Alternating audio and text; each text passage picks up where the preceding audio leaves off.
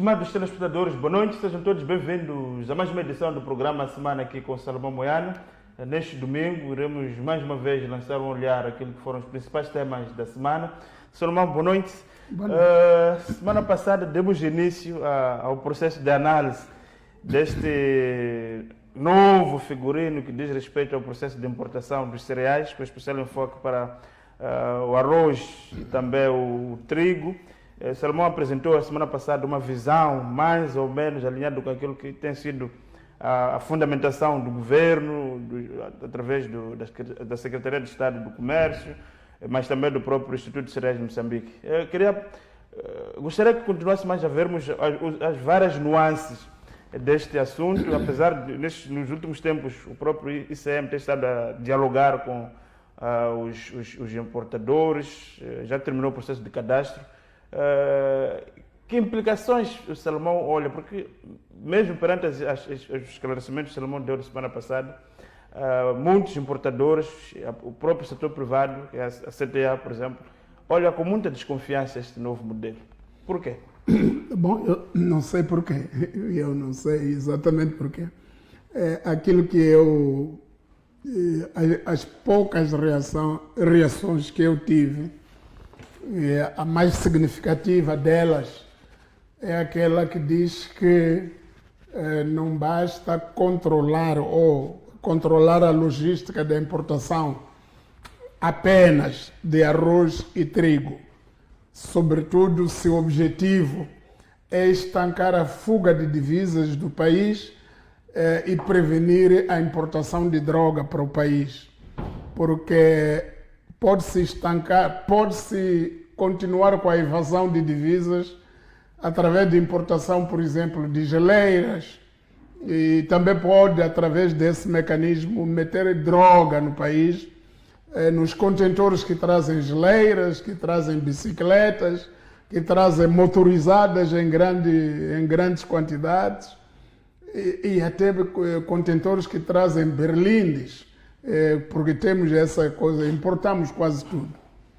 Então, as pessoas com quem falei, sobretudo 2 dirigentes do Estado, me disseram que era bom que se esticasse mais o controle, não se olhasse apenas para a centralização da importação de arroz e trigo, mas que houvesse uma visão global, uma reestruturação profunda, sobretudo dos serviços aduaneiros e tributários, das alfândegas, e todo o mecanismo de desalfandegamento e vistorias físicas das mercadorias que entram no país, porque pode-se estancar a importação de substâncias proibidas no arroz e trigo, mas as mesmas substâncias serem transferidas para os contentores que trazem geleiras, trazem congeladores, trazem fogões, trazem uma série de outros eletrodomésticos que dão entrada no país. Portanto, isso foi mais ou menos a chega que eu encontrei junto de algumas pessoas com quem dialoguei. Também algumas pessoas mandaram mensagem, mas nesse sentido, de que não basta olhar o arroz e trigo como único mecanismo que traz substâncias proibidas para o país. Há muitas outras coisas que são a ser importadas e que também podem estar, até viaturas, a importação de viaturas foi referida como estando a meter algumas substâncias que podem não ser aquelas que são recomendadas pela lei em Moçambique. Portanto, penso que gradualmente muita gente vai entendendo a razoabilidade desta filosofia que o governo adotou para controlar, sobretudo, a questão da soberania alimentar. Porque, para mim, um ponto mais importante é aquilo que parece muito positivo quando o governo entra, quando o Estado moçambicano controla, quer dizer, sabe qual é a cota de consumo todos os anos, é o mesmo Estado que tem a obrigação de fomentar a produção no país. Então, à medida que notar que a produção nacional já responde para uma determinada percentagem, é o próprio governo que vai mandar diminuir a cota que está sendo importada para o país. Porque se deixar isso com os privados, nunca mais vamos ser autossuficientes em nada. Porque a tendência do importador, se ele é importador, se ele deixa de importar, já não tem serviço. Então, se o Estado está metido nisto, vai acoplar a importação à necessidade da produção nacional. À medida que determinada produção cresce, e vamos ver, por exemplo, e eu até fico admirado porque já desde o tempo do Helder Muteia, lá para não sei os anos quando o Ministério da Agricultura já foi Ministério da Agricultura e Desenvolvimento Rural, depois mudou para o Ministério da Agricultura e Pesca, depois mudou para Agricultura e Segurança Alimentar, depois, agora é MAP, Agricultura, Ministério da Agricultura, Ambiente e Pesca. Nesse tempo, do Helder Muteia, há muito tempo, falava-se dentro de um horizonte de 5, 6 anos, nós alcançarmos autossuficiência na produção do arroz. Tinha-se mapeado o Vale do Limpopo, o Baixo Limpopo, Chocwe, tinha-se mapeado o Vale de Mucelo, na Zambésia, e aquela zona a caminho de Namacura, tudo isso, e tinha-se mapeado Mucuba e outras zonas que produzem arroz. E aqui mesmo, no Bilene, a zona de Bilene também tinha sido mapeada como zonas onde havia concentração de investimentos. E eu lembro-me, até viajei com o presidente Chissano, fomos para aquela TICAD, no Japão, em que Moçambique voltou com a tecnologia de produção de um arroz extremamente rentável, extremamente produtivo, que ia se implementar em Moçambique. Mas isso estamos a falar de uma coisa que aconteceu há cerca de 30 anos atrás. E depois não evoluímos. Mas não evoluímos por quê? É porque produzir dá trabalho. Importar não dá trabalho, porque alguém produziu lá. Alguém produziu no Paquistão, alguém produziu na Índia, alguém produziu na Tailândia. Você só manda vir. Mas ao mandar vir coisas de lá, você está a garantir emprego para o tailandês, o emprego para o indiano, o emprego para o paquistanês, em prejuízo do emprego para o moçambicano. Em Moçambique não se processa arroz, não há as fábricas de descasque e processamento de arroz fecharam. A última delas foi esta do Inácio de Souza aqui na Palmeira, fechou. Chocwe fechou. Lá em Namacura fechou. E lá em Nampula, aquela orizícola lá que estava naquela zona de Iapala fechou. Quer dizer, não há nada aqui, não há produção de arroz. Quer dizer, não há produção de arroz por quê? Porque nós temos arroz importado. E por que nós não podemos reduzir a cota e fomentar a produção nacional? Mas há alguns empresários que ao longo da semana, Salomão, ficaram um pouco chocados com a colocação de Salomão, a insinuar que as pessoas que estão metidas no negócio de importação de arroz são traficantes de drogas. Não é isso, não é isso. Estamos a dizer que há alguns contentores, não são todos. Há importadores honestos, há importadores bons. Entretanto, a maior parte, a droga que vem para o país também vem camuflada numa importação legítima. Não estamos a dizer que todo aquele que importa droga. Não é possível. Senão estávamos mal como país. Até se deixam entrar droga, até pode ser culpa do importador, mas a culpa recai mais sobre quem verifica a mercadoria ao chegar no país e não deteta. Então, isso é uma responsabilidade compartilhada. Não podemos pensar que todo aquele que importa traz droga para o país, não. Traz mercadorias que são necessárias. Então, o que me preocupa a mim é que nós estamos a ser um país de importação. Quer dizer, este é um país de importação. Nós até importamos coisas bizarras aqui da África do Sul. África do Sul, se nós reduzirmos a importação de batata da África do Sul, a África do Sul é capaz de fazer greve do outro lado, a criticar-nos porque estamos a reduzir a importação de batata. Se deixarmos de importar laranja da África do Sul, para fomentar a produção de laranja em Inhambane, aqui na zona, no nosso país, somos capazes de ter problema com a África do Sul, porque habituamos a África do Sul a organizar as suas machambas com vista ao mercado de Moçambique. Então, mas que país é este? Este é um país sem soberania alimentar. Não tem estratégia nacional de como resolver os problemas toda a gente reclama para importar. Experimenta fechar Ressane Garcia dizer que esta semana não se importa, só se exporta. Há de ouvir o barulho, há de haver greves, há de haver manifestações. Por quê? Porque nós somos um país de importação. Até importamos limão.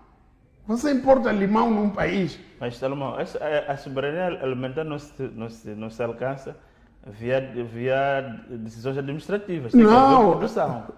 Não, alcança-se via políticas públicas.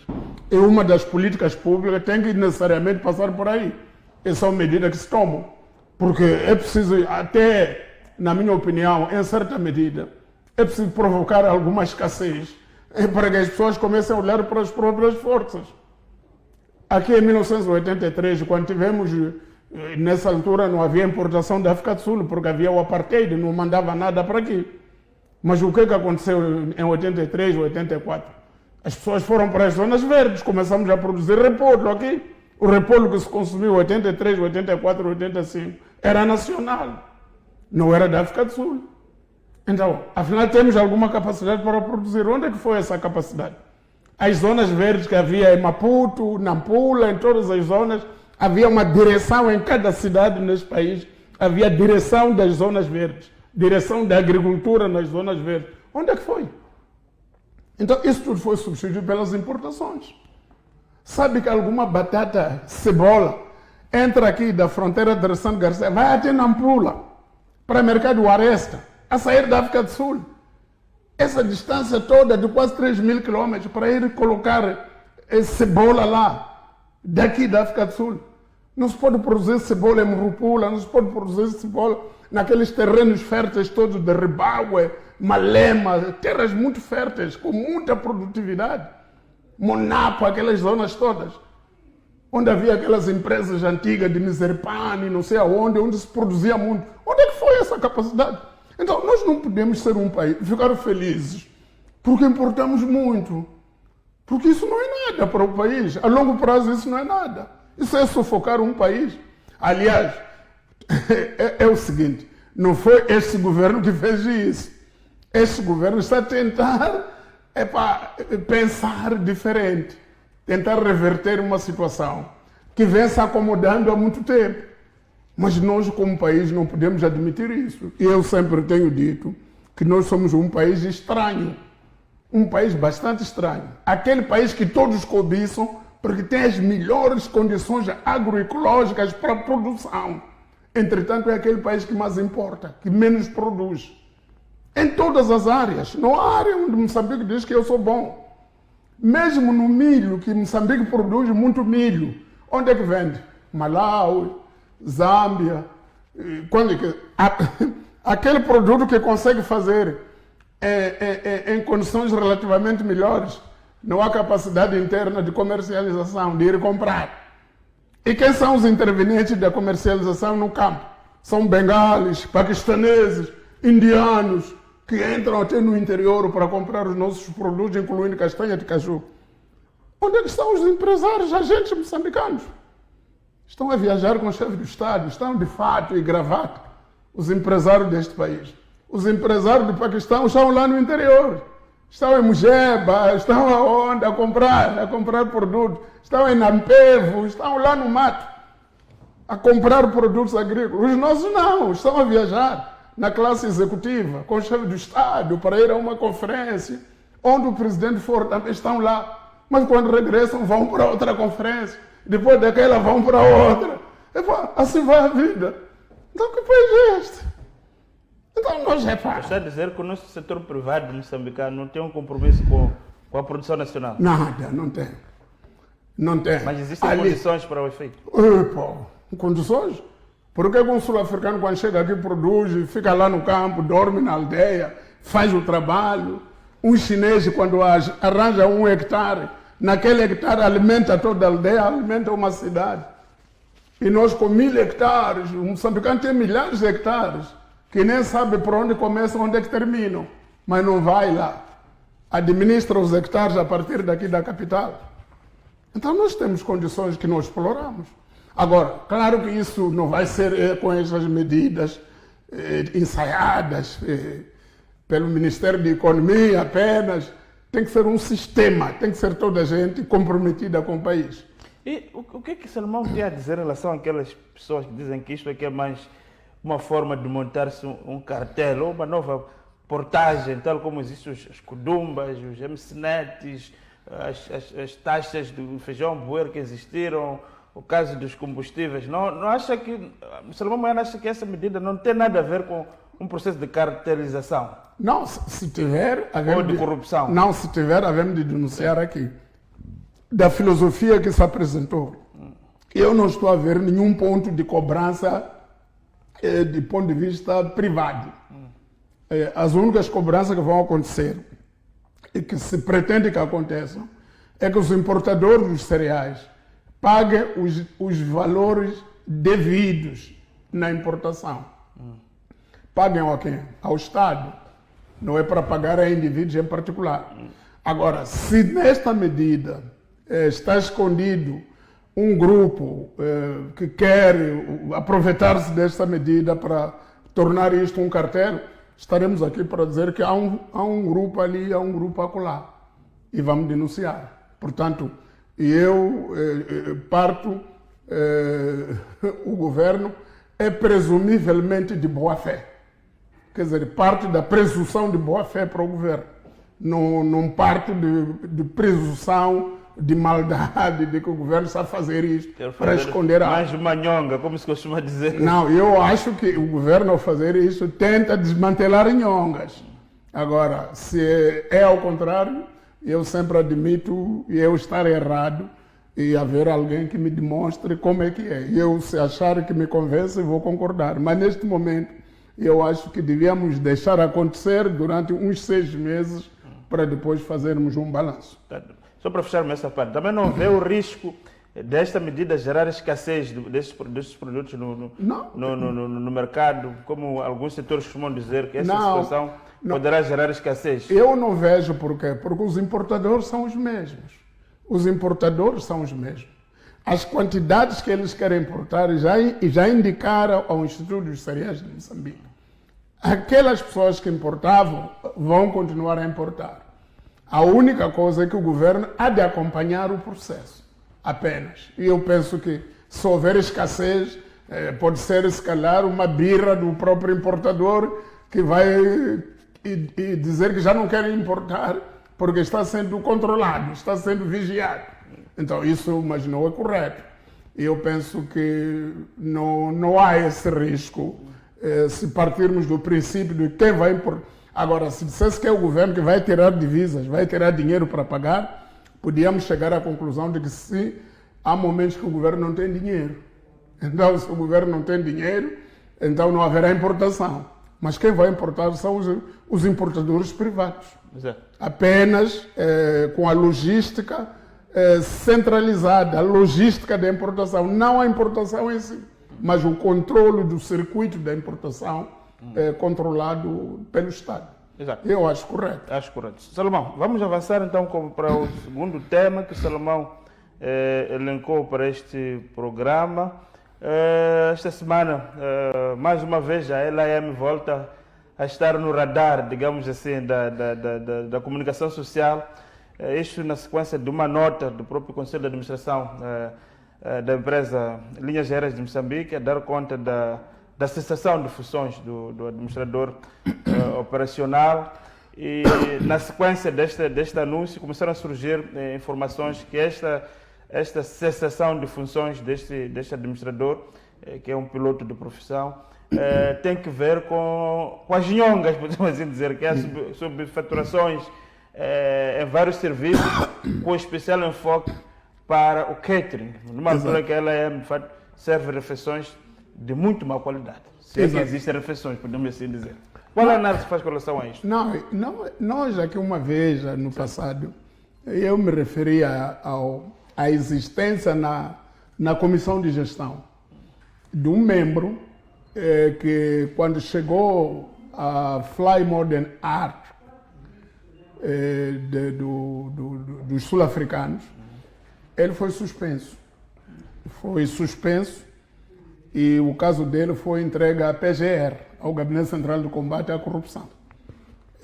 Esse indivíduo, esse elemento, é o comandante Hilário Tembe. Entretanto, quando o professor doutor Américo Muxanga foi nomeado PCA da LAM, foi-lhe buscar e exonerou o comandante Alexandre Barradas, que tinha ficado no lugar do comandante Tembe e que, entretanto, estava a tentar desmontar uma série de situações. E pronto, voltou para o mesmo lugar, sob a cobertura do ministro, do PCA, Américo Muxanga. Se calhar com recomendações de outras pessoas, não se sabe. Só que depois, agora com a chegada desta nova organização da empresa, em que tem 3 empresas do Estado que estão a entrar como acionistas, ele constou da comissão de gestão com as funções da área operacional. E pronto, e aparentemente ele consolidou práticas nocivas, práticas que não eram recomendadas mesmo naquele tempo, e que essas práticas estão agora à vista de todos e que levaram o Conselho de Administração a tomar a medida que tomou de o suspender ou de o exonerar da comissão, de o afastar da comissão de gestão da LAM. Com estas coisas que estamos a ouvir agora, por exemplo, na África do Sul tem um simulador na Alta Academy, onde os pilotos são treinados durante a formação, onde a LAM pagava por isso $500 por hora de simulação, e, afinal de contas são $250 que realmente se pagam lá. Mandou-se um comandante também para ir verificar, o comandante Timothy Stoy foi para lá e pedir as contas, quanto é que nós pagamos, e eles afinal só cobram $250 por hora. E nós pagávamos, durante esse tempo todo, $500 por hora de simulação. Catering, está aí o áudio da senhora que era das finanças, que dizia que não, nós nunca tivemos mais do que 6 empresas de catering. Agora, de onde é que vem essas 32 empresas? É que, de repente, a LAM está a pagar 32 empresas.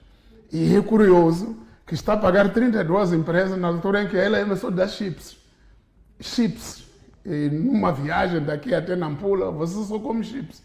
Agora, chips vem de 32 empresas. O mesmo tipo de chips. Que a própria LAM pode ir a um supermercado comprar e colocar em caixinhas e meter lá.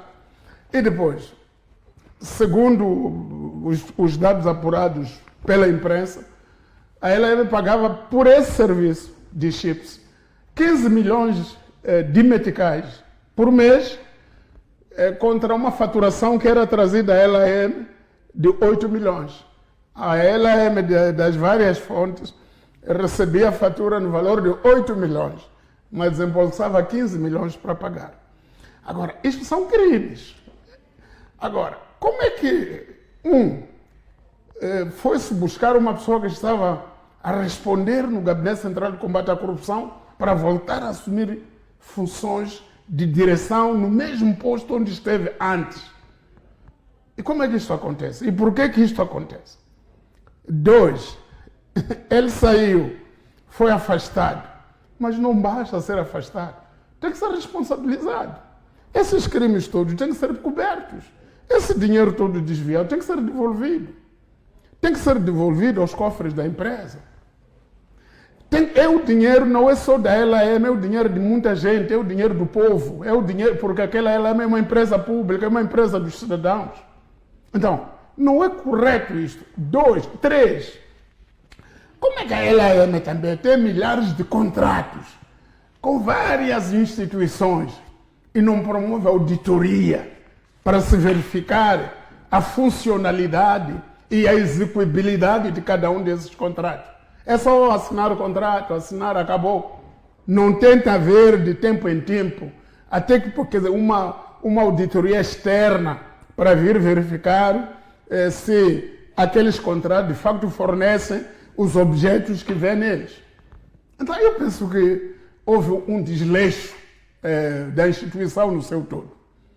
Finalmente, há uma coisa que me intriga. Aqui há um ano atrás, nós falamos de um CEO chamado Dani Condis. Você já ouviu falar onde é que ele para? É que desde aquele tempo que ele só tinha 2 meses, alguém disse que ele foi para Portugal de férias, nunca ouvi falar dele. Nunca ouvi dizer que ele dirigiu alguma reunião na LAN, nunca vimos a cara dele, nem na imprensa, nem aonde. Não sei, rescindiu, a LM terá rescindido o contrato com ele, o que está acontecendo? Não se sabe.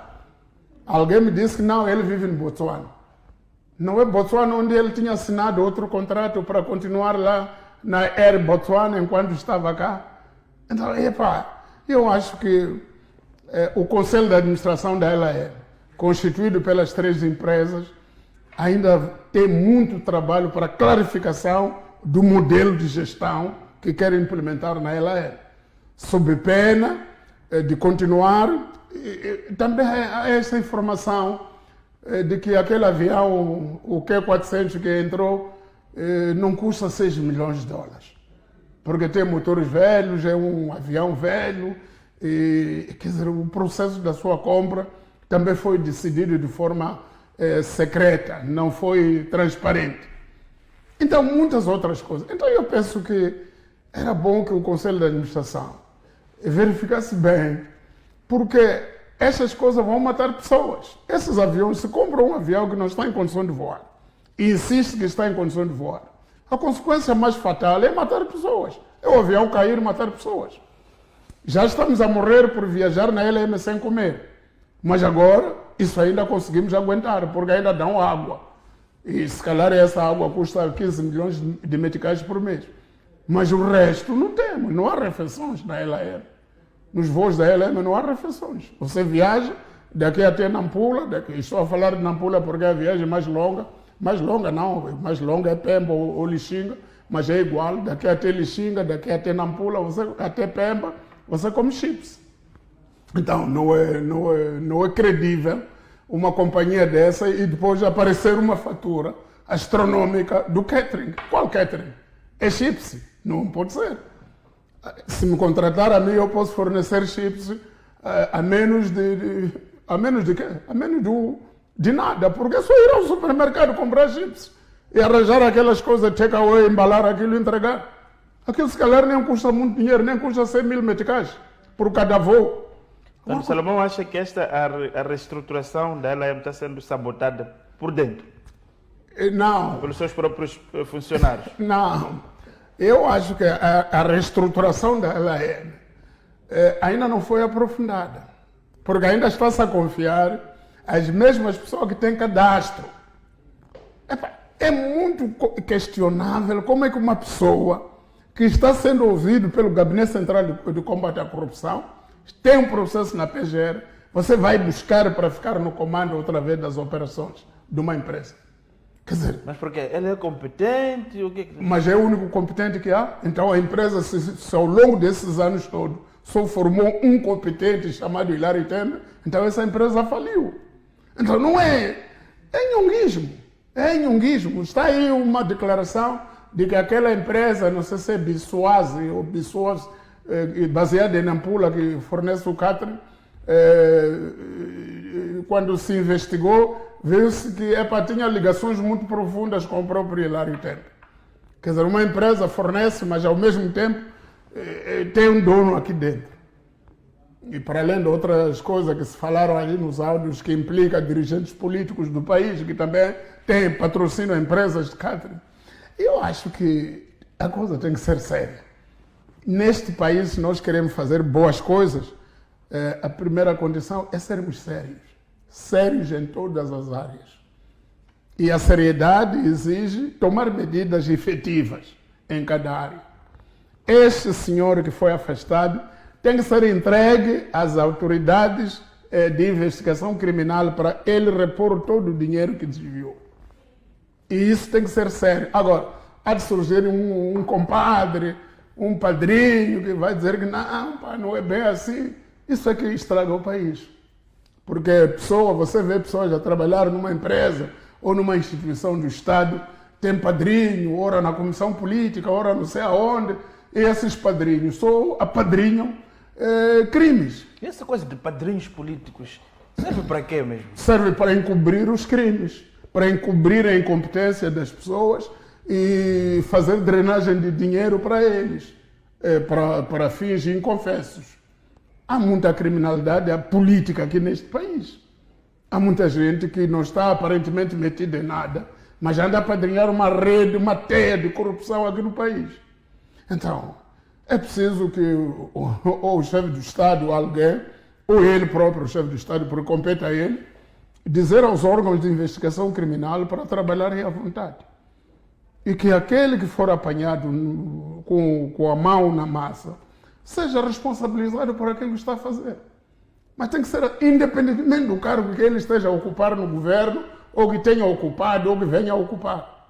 Então é preciso isso. Se não houver isso, o país vai continuar exatamente como o Chapo encontrou. Porque também os outros encontraram assim e deixaram assim. Assim por diante. Cada um cumpre os seus 5 anitos e consegue mais uma reeleição, os seus 5 anitos e tchau, tchau. Organizou a sua parte e foi embora. Então isso não é nada. Isso para o país não ajuda. Não funciona. Salomão, então vamos obedecer o nosso intervalo. Voltamos já na segunda parte para dar continuidade também ao nosso programa. Então, para si que nos assiste desse lado, voltamos dentro de instantes. Até já.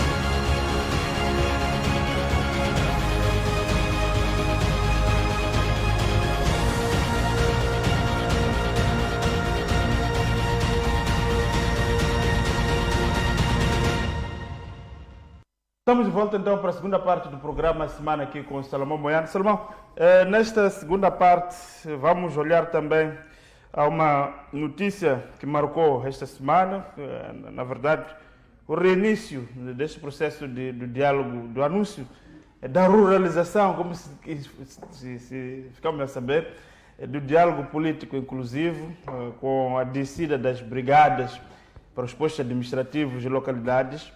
E da mesma senda, o embaixador da União Europeia, Moçambique, voltou a insistir na necessidade da inclusão de Venâncio Mondlane no diálogo, como ele disse que não queria se intrometer no diálogo moçambicano, mas ele achava muito importante a presença de Venâncio Mondlane na corte.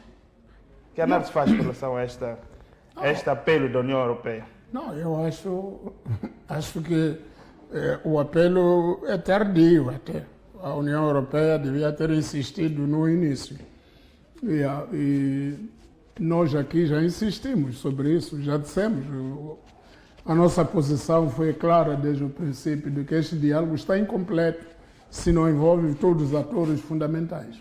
E o ator fundamentalíssimo deste processo chama-se Venâncio Mondlane. É Venâncio Mondlane que liderou o processo da contestação dos resultados eleitorais e foi a contestação dos resultados eleitorais que despertou a necessidade de haver um diálogo nacional inclusivo. Então, agora, o despertador, o desencadeador do movimento contestatário fica de fora do diálogo, ou fica de fora, não é do diálogo, dos mecanismos de condução do diálogo. E entra no seu lugar pessoas que nunca disseram nada, que nunca fizeram nenhuma manifestação, nunca reclamaram nada.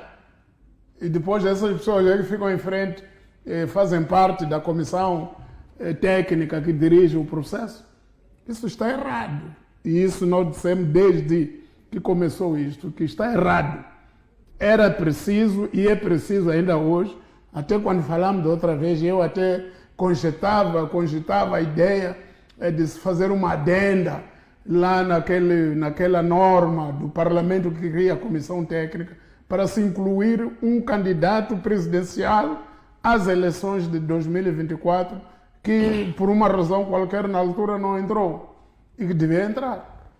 Portanto, penso que não há debate sobre isso. Isso é muito óbvio, é muito óbvio. Agora, se o país opta por não incluir, não inclui. Mas eu penso que a presença dele seria muito útil para o país e a ausência dele, para mim, cria um handicap neste debate, neste diálogo, cria uma suspeição sobre o que o Venâncio não deve saber ou não deve fazer dentro de um processo que lhe diz respeito. Mas qual é a análise que faz com relação a essas rondas? Porque essa comissão estiveram nos distritos. Agora voltam, vão aos postos administrativos. Qual é a mais-valia, na verdade, destas rondas intermináveis de auscultação que temos estado a assistir? É entretenimento político. É para gastar tempo. É para, no fim, começarmos a dizer que já não temos tempo. Temos que correr. Algumas coisas têm que ser evitadas, não sei quantas. Quer dizer, não vamos ter tempo de refletir profundamente sobre isto. Se este debate continua, há tanta matéria que foi fornecida à Comissão Técnica. No dia em que eu fui lá, acho que foi dia 17 de dezembro, eu disse uma coisa lá na reunião. Eu disse, eu não estou a ver a capacidade instalada na Comissão Técnica de digerir a informação que vocês já têm. Já receberam tantas contribuições. Tanta gente já trouxe brochuras, já trouxe estudos, mas quem é que está a sistematizar isso na Comissão Técnica? Quem é que está a digerir essa informação toda? Agora, se já estiveram, por exemplo, nas capitais provinciais, nos distritos. Alguém esteve em Ribaua, agora falta ir a Iapala. Alguém esteve em Monapo, agora falta ir em Tocuro, falta ir não sei aonde. Mas o que é isso? Se as pessoas de Tocuro estavam lá em Monapo a discutir isso, se as pessoas dos distritos são pessoas, por exemplo, quando foram aqui a Manhissa, eu encontrei-me com um professor da 3 de fevereiro, lá da minha aldeia, que diziam que iam lá para o diálogo inclusivo na vila. Agora vai para lá, o debate já passa para lá onde eles saíram para ir à vila. Quer dizer, isso é um entretenimento político, não há mais valia nenhuma. E como é que olha o Salomão, o silêncio dos partidos estão lá? A eles lhes convém, porque cada saída são ajudas de custo, são mordomias, é preciso pagar a hospedagem lá no distrito, e não sei quanto, uma série de coisas. Aqueles partidos, na sua maioria, salvas devidas exceções, na sua maioria, eu já disse aqui, para alguns é emprego aqui, é uma ocupação que não tinham antes. 4 anos. Sim, é uma ocupação. Quer dizer, há partidos ali que ninguém sabe dizer o que é que significa aquela sigla, não pode decifrar. Mas estão ali. Mas então, o nosso país pode dar ao luxo de brincar com coisas tão sérias. Mas está aqui a brincar. O nosso país está aqui a brincar. E o pior é quando chegarmos lá em frente. Porque isso tudo vai acabar até o fim deste ano. O próximo ano. O próximo ano é o ano que devia se marcar as eleições autárquicas. Porque as eleições neste país marcam-se com 18 meses de antecedência. Há de ver o que é que vai acontecer no próximo ano. Não sei quantos. Até há um boato que saiu num jornal aí. A dizer que vamos juntar eleições. Aquilo ali pode parecer um boato, mas há pessoas que pensam assim. E aquilo vai dar um barulho que ninguém imagina. Aquilo já foi ensaiado no tempo do Alfredo Gamito. O Gamito negou. Disse que aquilo estava incorreto. Porque a natureza das eleições autárquicas é diferente das eleições gerais e provinciais. E que não se devia juntar. Já foi sugerido isso, já foi debatido na Assembleia. Mas também das eleições harmonizadas, mais ou menos a cópia do que acontece na região. Né? Não há nada disso, nós não somos a região, somos um país totalmente à parte disso tudo. Agora, se isso resultasse do entendimento claro de toda a gente sobre como é que vai ser e como é que não vai ser, isso ainda podia. Mas isso não pode ser ideia de um partido político apenas. E depois não pode ser com aquelas justificações que eu vi ali, para poupar custos, não sei quantos. Quando você inventou esta democracia, sabia que tinha custos. Quando você embarcou neste caminho, sabia que tem custos. E depois houve tempos piores ainda, que o governo, quer dizer, o país vivia apenas de apoio internacional e conseguiu fazer. Agora, eu penso que, mais uma vez, devemos ser sérios. Se nós não formos sérios, deixarmos tudo ao critério da corte, vamos chegar lá em frente e começarmos a ficar preocupados todos. Então eu penso... Portanto, Salomão Moyana não acredita na corte? Eu acredito, até os que compõem corte são meus amigos, a começar pelo presidente, o Dr. Edson Macuaco. É uma pessoa muito afável, eu dou muito bem com ele. Mas as coisas que estão em cima dele, a responsabilidade colocada sobre os ombros dele, ele pode não conseguir mastigar aquilo. É que são tantas contribuições que ele já recebeu. Houve um grupo que já mandou 300 páginas. Há grupo do exterior que já estão a mandar não sei quantas páginas. Mas Salomão está dizendo, não acredita no grupo técnico. Estão lá os chamados grupo técnico lá, dos partidos, estão lá os cientistas dos partidos.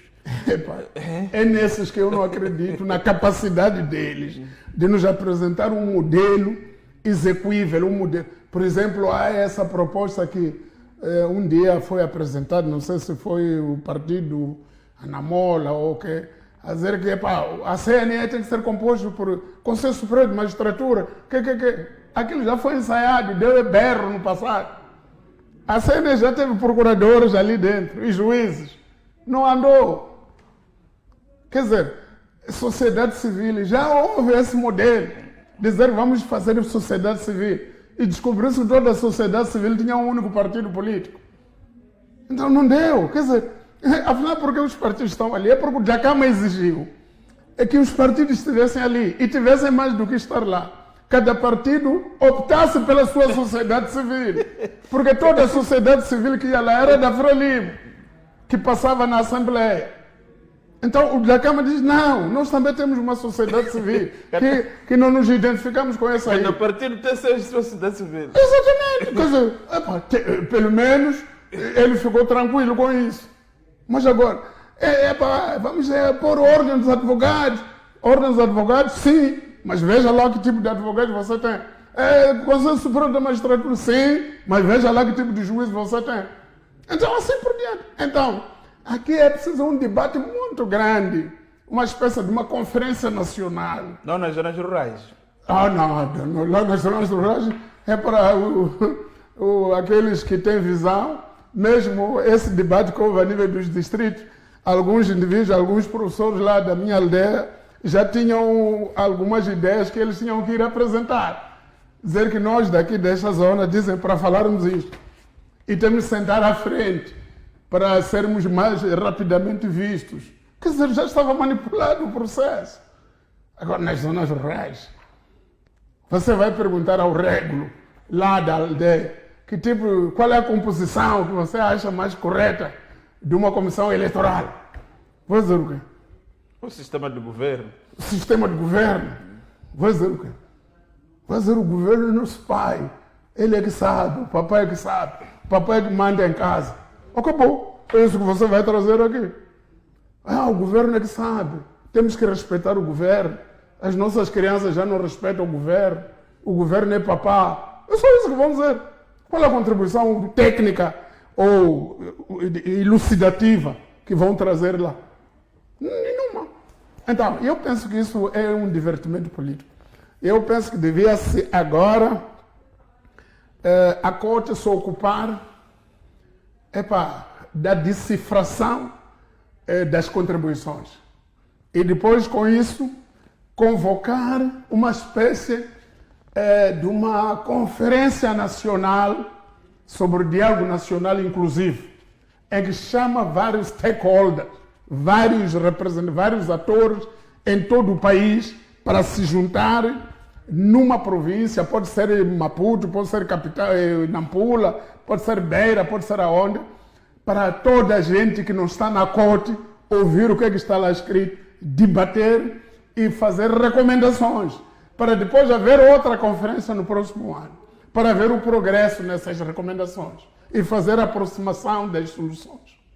Porque andar aí a recolher, já recolheram muito, já tem toneladas de opiniões e não vão fazer nada com isso. Da mesma forma que temos estudos sobre Cremode, que já estudaram tudo, mas ninguém usou.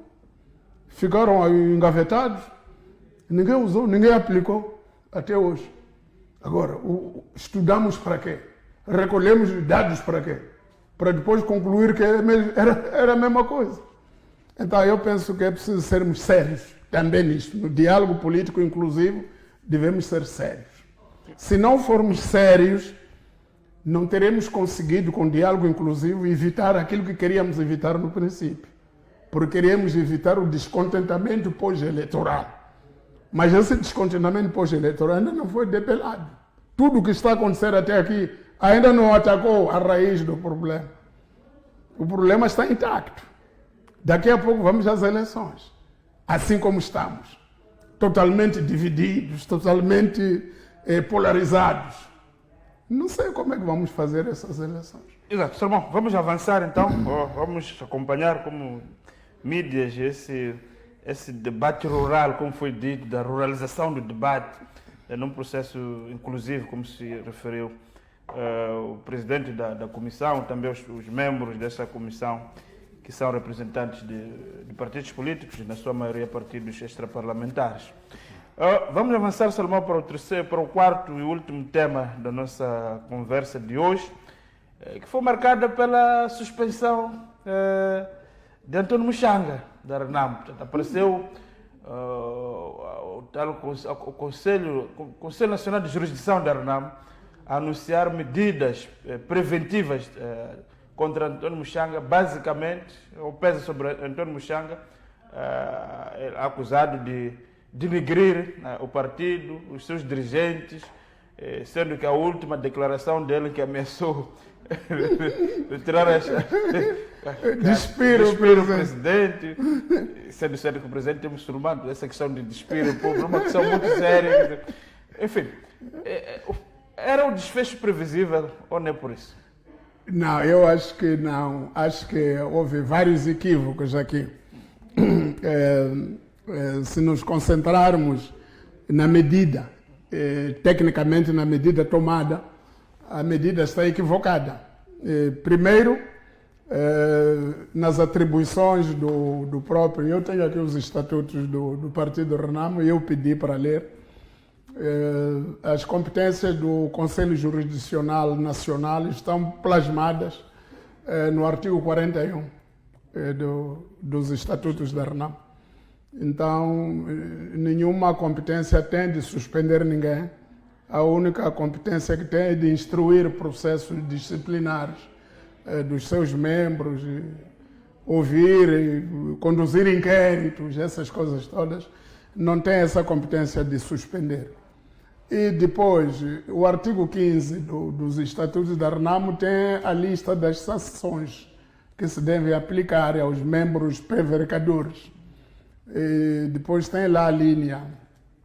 Uma das alíneas é a linha D, em que diz que o membro tem uma sanção de suspender o membro de se eleger e ser eleito. E até também, um ano.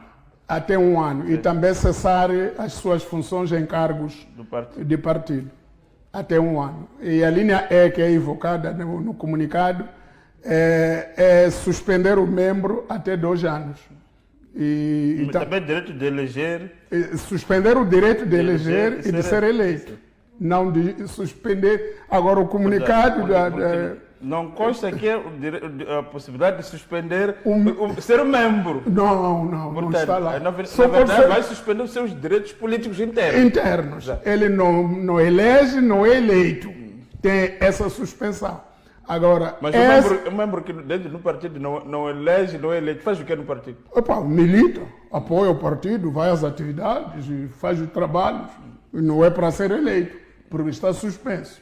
Mas trabalha, faz trabalho na base, cumpre as ordens do partido, mas ele não é eleito durante 1 ano, durante 2 anos, porque depois de passar isso, pode-se reverter a situação. E lá não tem período também, disseram que foi suspenso, mas não dizem... Não, o comunicado diz que está suspenso da qualidade de membro da Renamo por tempo indeterminado, até novas ordens. Não há isso. E não consta em nenhuma parte do Não tem. Portanto, há uma discrepância entre a norma e a decisão tomada. Logo, é impugnável o comunicado e a decisão do Conselho Jurisdicional. Isto sem olhar para o resto, olhar só para isso, mostra claramente que foi feito atabalhoadamente e não houve rigor jurídico por um órgão jurisdicional. Quer dizer, o órgão jurisdicional é suposto de fazer uma leitura muito atenta do significado de cada palavra e da finalidade das normas plasmadas nos Alguém dizer que nem até a reunião não existiu de facto, até porque o presidente do órgão não está cá. Não, acho que não existiu mesmo, acho que o presidente do órgão deve ter pegado no telefone. Ou escreveu pessoalmente, depois mandou. Exatamente. E depois, a suspensão. A suspensão é uma medida punitiva, é uma sanção. E a sanção resulta... A aplicação das sanções resulta de um processo disciplinar. Em que o implicado é ouvido em sede de contraditório para dizer o que se lhe oferece em função das acusações existentes. Agora, falando com o próprio Muxanga, e ainda hoje liguei para ele, e eu perguntei se ele tinha em algum momento recebido alguma nota de culpa por aquilo que ele já falou ou deixou de falar. Ele disse que nunca recebeu nenhuma nota de culpa. E também, essa suspensão da qualidade de membro, que foi anunciada em conferência de imprensa, até hoje, pelo menos, não foi notificado ao próprio visado. Quer dizer, o visado, na prática, não sabe que foi suspenso. Eles ouviu órgãos de comunicação, então não está informado oficialmente. Ele não recebeu nenhuma notificação da sua suspensão e assinar a dizer que sim, eu recebi, e depois para ele próprio se defender eventualmente da medida, se ele considerá-la injusta. Isso é uma parte atabalhoada da parte jurídica do processo, mas também temos a parte política. A parte jurídica fica atabalhoada, porque a parte política já vem atabalhoada há muito tempo. A direção da Renamo, nós dissemos aqui há umas semanas atrás, que o Suf Momadi, na prática, não dirige a Renamo. Não dirige a Renamo. E o Suf Momadi perdeu muitas oportunidades para se demitir sozinho. E uma das oportunidades é quando o partido dele teve um desempenho péssimo nas eleições gerais. Essa é uma ocasião que todos os líderes mundiais aproveitam para reunir os seus correligionários, para dizer, vamos lá analisar os resultados. Eu acho que não consegui levar o partido a alcançar os objetivos que nós tínhamos traçado. Razão pela qual eu fico por aqui. Então, o partido que encontre alguém que dê continuidade. Agora, essa coisa de que ele não vai sair porque foi eleito em Congresso, ele não vai sair. Nada, não é nada disso. Mas Muxanga, no passado, defendeu essa tese. Claro, defendeu até ele chegar... A tese de que o presidente não pode sair porque foi eleito em Congresso, o Muxanga já deu corpo a essa tese. É possível que tenha dado, mas eu sempre desde o princípio, eu disse que o presidente não deve esperar o Congresso. O presidente Filipe Nyusi foi eleito em 2022 em Congresso, como presidente da Frelimo. Mas agora, uma vez que ele leu as situações em que já temos um novo presidente da República, e na tradição, os presidentes da Frelimo têm sido os presidentes da República, eu não quero continuar, ele pediu. Ele disse, eu já fui. Abraçaram-se todos, o mandato dele ainda estava em curso. Então foi embora. O presidente Guebuza também foi assim. Então você está a dizer que eu não saio porque há um congresso que me elegeu, é o último louco. Como se fosse uma bíblia o O que é Congresso. o congresso? O congresso é uma reunião de pessoas. E aquelas pessoas, e ele manipulou o próprio congresso. Todos os delegados que iam ao congresso eram dele. Ele mandou excluir aqueles que eram contra ele. Mandou excluir aqui o Venâncio Mondlane, que foi eleito nas bases para ir. Ele mandou voltar. Até o Araújo tinha sido excluído, mas o Araújo foi entrar à força no Congresso. Então, isso não é Congresso, isso é fantochada. Então, eu já disse aqui que o Ossuf Momad já deixou de ser problema para a Renamo, passou a ser problema para a democracia em Moçambique. Se o Ossuf Momad permanecer em frente da Renamo, e se o grupo que quer que o Ossuf saia não conseguir derrubá-lo, então o Ossuf vai derrubar a Renamo. Porque a Renamo não vai ter nada nas próximas eleições se for dirigida por Ossuf. Ninguém vai votar num partido que está em luta interna durante décadas, está a lutar desde os tempos do Venâncio. Estão a lutar, foram aos tribunais, voltaram, organizaram um congresso à corrida. Isso não é partido. Eu estou sempre... Até porque o Congresso foi convocado na sequência da judicialização Exatamente. do Venâncio Mondlane. Exatamente. Mas nessa altura Muxanga insurgiu-se. Exato, isso ele próprio vai responder por que insurgiu-se. Mas nós já dizíamos nessa altura que o Ossuf não precisa disso. O Ossuf tem que ler cenários políticos, ver se ele politicamente é útil ou não é. Eu já disse que ele é inútil politicamente para liderar um processo sério, sobretudo em frente de um partido histórico como o Renamo. 2, aqueles chamados generais, todos é uma cambada de cobardes que quando estão cá fora dizem que o Ossuf não presta, quando estão com ele, não pode, isso não é partido, isso. É por isso que eu digo, infelizmente, apesar de todos os defeitos, a Frelimo, aquilo que o Ossuf faz, não é capaz de fazer na Frelimo. Frelimo tem órgãos que funcionam. Você pode querer ficar, se a Frelimo não te quer, você cai. Sai no mesmo dia. Portanto, por quê? Porque a Frelimo não dá primazia à pessoa, dá primazia aos órgãos. Os órgãos da Frelimo funcionam. Aconteceu aqui em 2013, tivemos um pequeno teatro, na sequência do qual caiu o Paundi como secretário-geral. Quando ele estava dizendo, não, isso não pode ser. A famosa vírgula. Exato. Então, pronto, na Frelimo cai-se. Quando você se comporta de uma maneira contrária aos órgãos. Na Renamo não cai. Na Renamo você faz cair, a Renamo continua você. Cai em todos, você continua porque está à espera de um famoso congresso. E também porque o presidente já disse que no congresso não vai se recandidatar. E depois? Por que não sai hoje? Está à espera de quê? De nada. Está à espera de ver o pouco que ainda existe na Renamo destruir-se.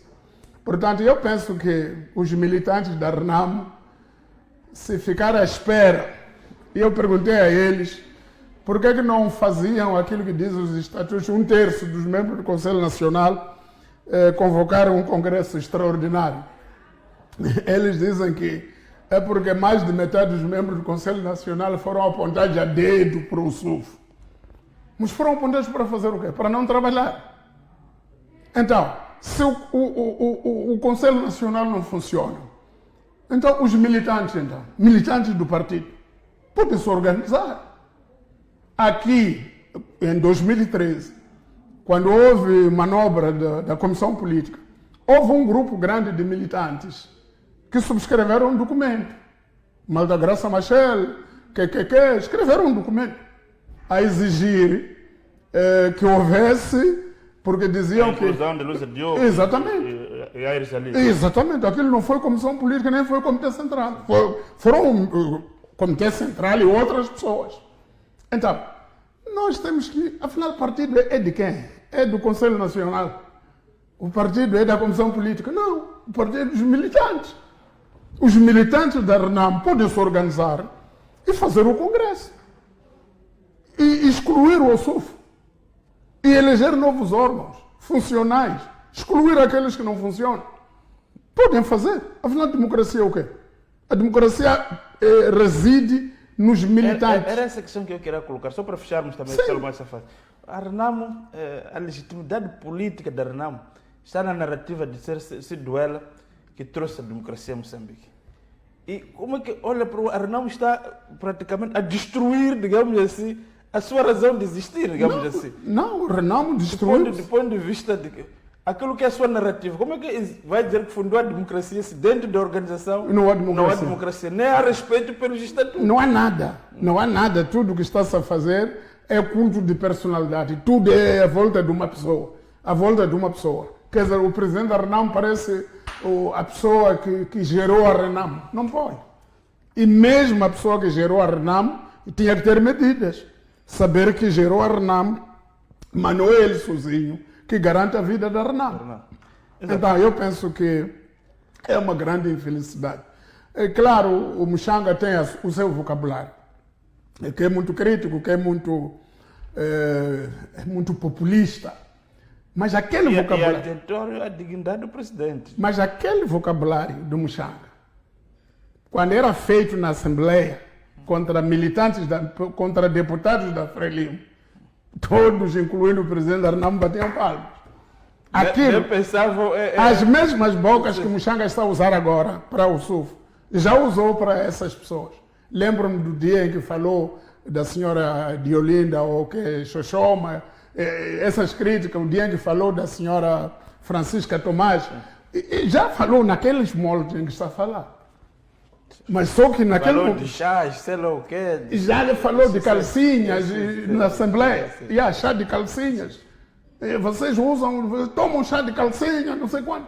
E os da Renamo bateram palmas. Mas é isso, calcinha é biquíni, é a mesma coisa. Então já está-se a falar ao contrário.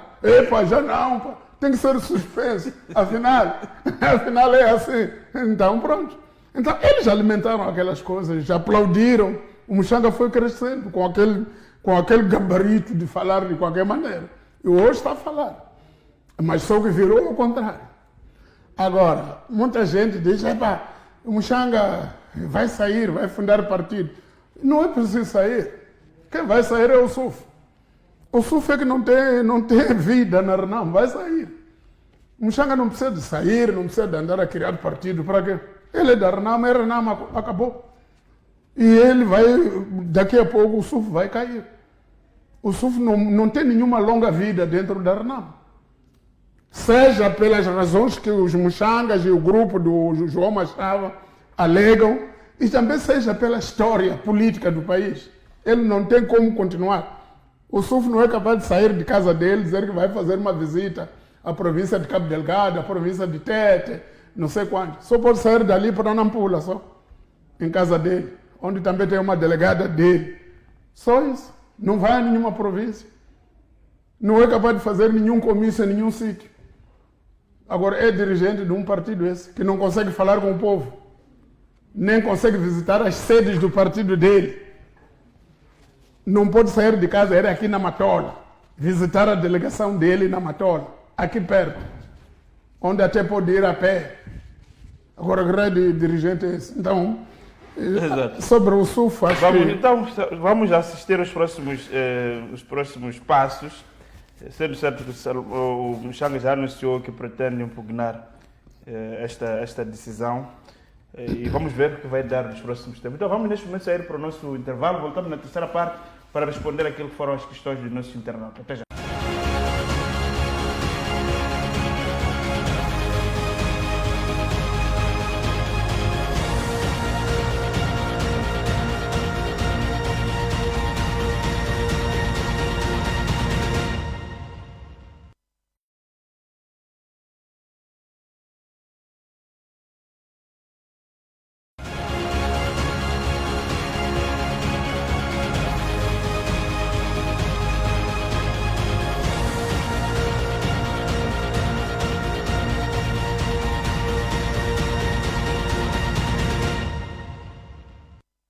Estamos de volta então para a terceira e última parte do programa Semana com Salomão Moiano. Salomão, nesta terceira parte vamos rapidamente avançar com as questões dos nossos internautas, telespectadores, nesta rubrica que nós introduzimos. Salomão responde.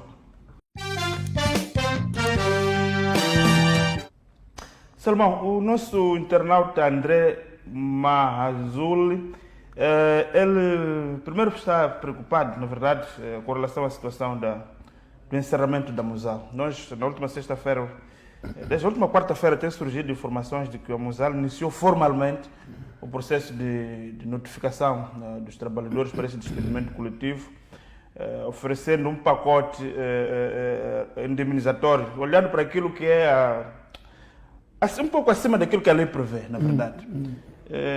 Mas qual é o impacto? Ele quer saber os contornos do processo Mosal, o fechamento da fábrica. Acho que aqui é o impacto. Como é que olha para essa questão? O impacto é de essa questão, o governo tirou a toalha, o que é que aconteceu? Não, o governo não conseguiu. O governo foi incapaz de parar, foi incapaz de encontrar uma solução que permitisse a sobrevivência e a continuidade da Mosal como uma empresa de fundição de alumínio aqui no país. Tendo em conta os custos de energia, porque nós não temos capacidade nacional de fornecer energia neste momento à Mosal. E a Mosal nunca trabalhou inteiramente com a nossa energia. O contrato de energia da Mosal é com a Eskom, da África do Sul. Então, queria ver a Mosal se Moçambique tem alguma possibilidade, porque a Eskom também já tem pouca energia por causa da industrialização da própria África do Sul. Há empresas do tamanho da Mosal na África do Sul que já fecharam por falta de energia. Então, a Mosal tinha a expectativa de que Moçambique encontrasse uma saída, mas a HCB não tem capacidade devido aos fenômenos da seca, que transtornaram a sua capacidade de produção de energia nos últimos tempos, e também porque a HCB vai parar algumas turbinas para a reabilitação. E mesmo se estivesse a funcionar em pleno, a energia que a Mosal requer, a HCB não era capaz de conseguir fornecer, tendo em conta que também tem que fornecer outra energia, a EDM, para as necessidades nacionais. Então, nós não temos capacidade, essa é a conclusão a que se chega. O governo não conseguiu negociar outras formas alternativas de conseguir uma energia junto da Eskom ao preço que a Mosal conseguiria pagar.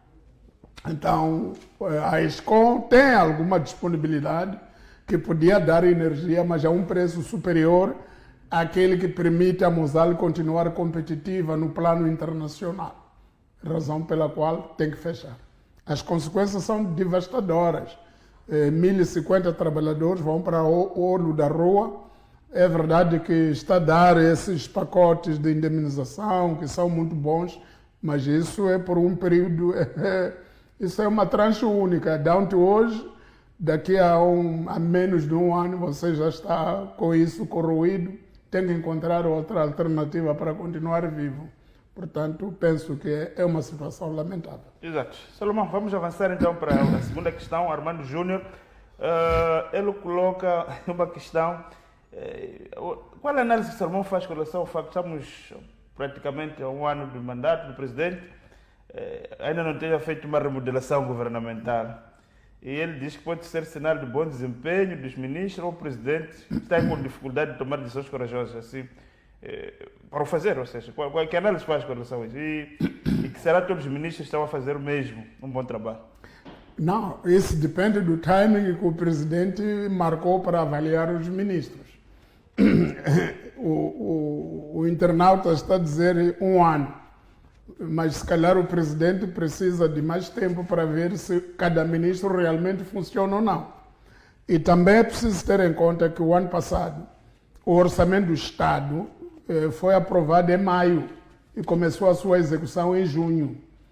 Então, é muito difícil em 6 meses ver se os ministros, na posse do orçamento, tiveram iniciativas boas ou não. É pouco tempo. Eu penso que o presidente tem o timing dele para ver se cada ministro serve ou não. E até pode chegar à conclusão de que todos estão a trabalhar bem e continuar. Os ministros não foram nomeados para serem exonerados, foram nomeados para trabalhar. Agora, é exonerado aquele que não aguenta o ritmo que o presidente quer.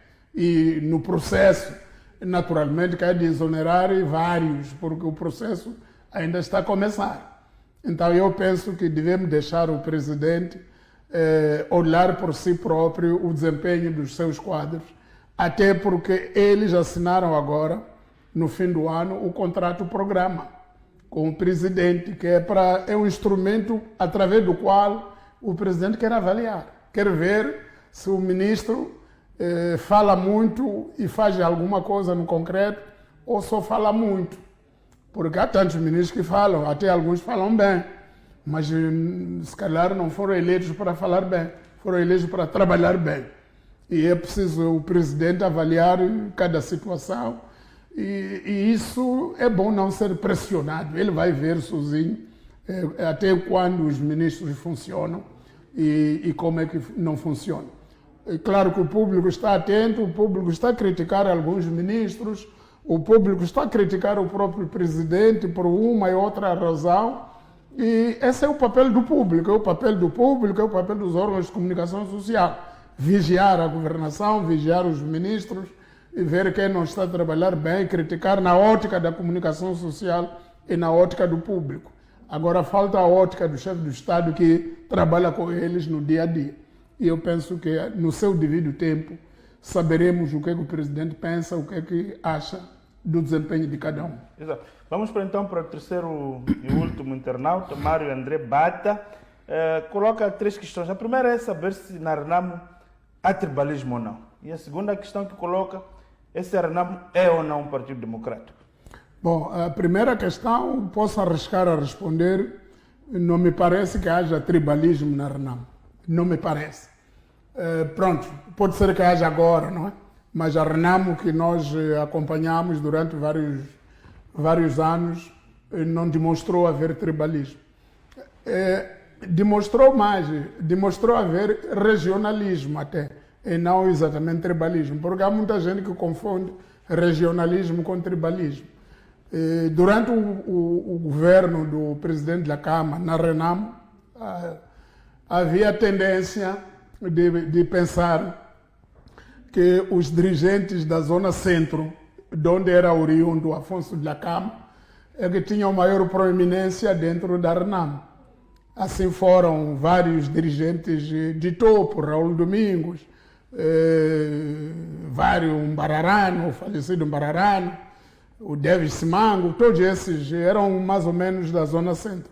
Mas também naquele momento houve o secretário-geral, o Sufo Momadi, foi dirigente da Renamo, foi secretário-geral da Renamo, o Sufo Momadi, que é da ilha de Moçambique. Portanto, não me parece que haja tribalismo em si. Pode haver uma tendência regionalista de pensar que as pessoas da região tal é que estão mais próximas, mas isso vai se diluindo com o tempo.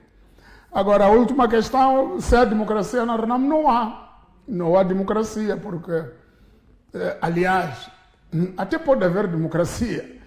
Pode haver falta de democracia também na direção da Renamo. Porque o que está-se a discutir agora é uma questão democrática. Está-se a discutir que o presidente da Renamo não tem bom desempenho. Em democracia, era ele que devia ver que não está a desempenhar e sair. Os dirigentes desse mundo todo democrático, onde a Renamo diz se inspirar, quando vão a eleições... Centro-direita, como eles dizem. Exato, quando vão a eleições... Veja lá uma coisa, o António Guterres, quando era primeiro-ministro de Portugal, do Partido Socialista, o governo dele estava bem, mas perdeu eleições autárquicas. Não é, as legislativas ele ganhou, estava tudo bem. Mas houve autarquias no meio do mandato dele. O partido dele perdeu. Passou o PSD a controlar o maior número das autarquias. Que as pessoas estavam um pântano, quer dizer, não havia clarificação. E ele diz que não, eu tenho que sair. Quer dizer que... Foi censurado o mandato dele. Exatamente, ele saiu. E pronto, foi para outras coisas. É assim que funciona a democracia.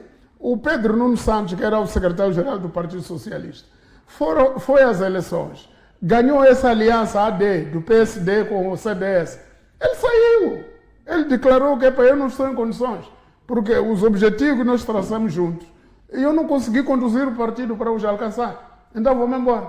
Subiu agora o José Carneiro, o novo secretário-geral do PS. Então, é assim que funciona a democracia. A democracia não é aquilo que o SUF está a fazer. Fui eleito em Congresso, então vou morrer no Congresso. Não.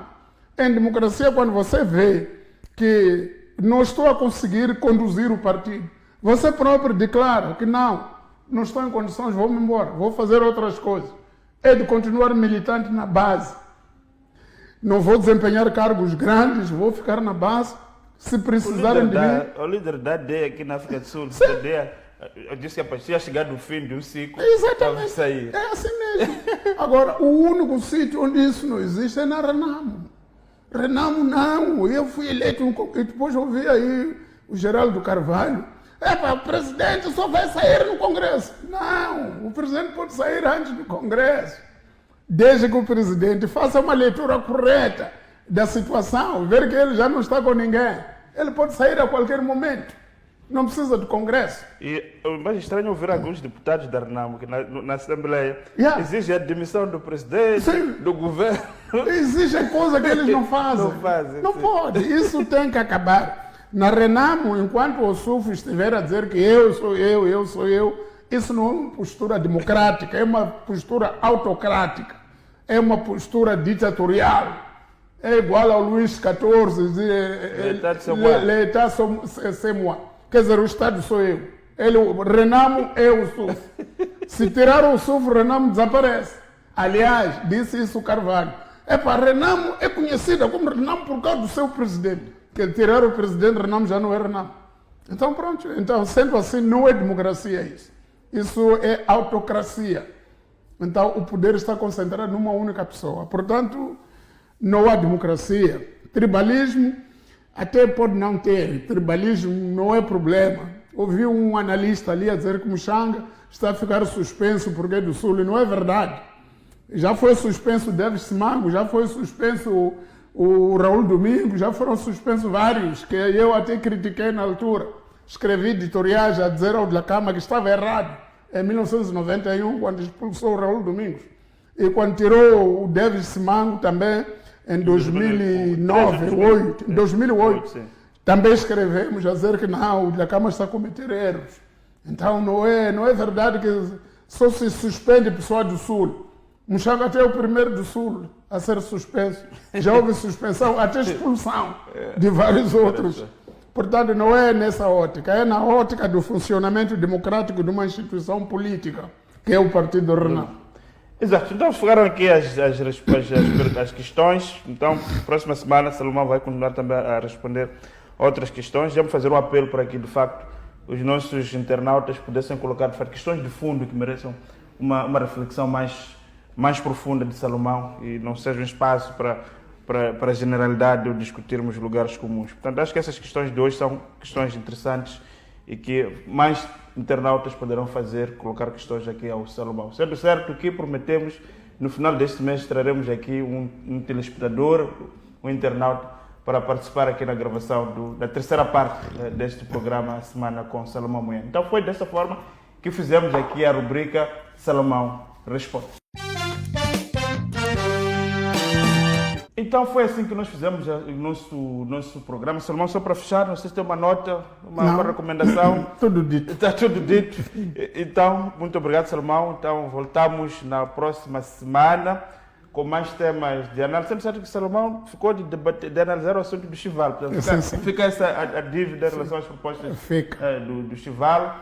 Então o novo encontro fica marcado no próximo domingo, à mesma hora, e sempre nessa forma de olhar Moçambique. Boa noite, até a próxima.